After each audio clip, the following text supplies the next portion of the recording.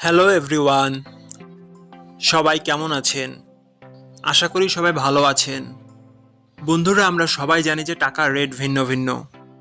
মানে কোনো দেশের টাকার রেট বেশি, আবার কোনো দেশের কম।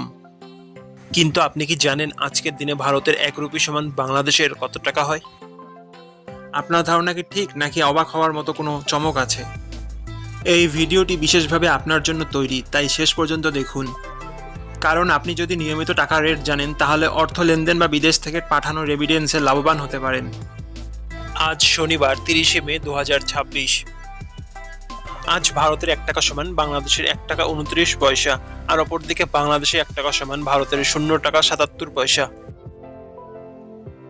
বন্ধুরা, টাকার রেট প্রতি মুহূর্তেই বদলায়, আর এই পরিবর্তন আপনার আয়, খরচ, এমনকি সঞ্চয়ের উপর প্রভাব ফেলে।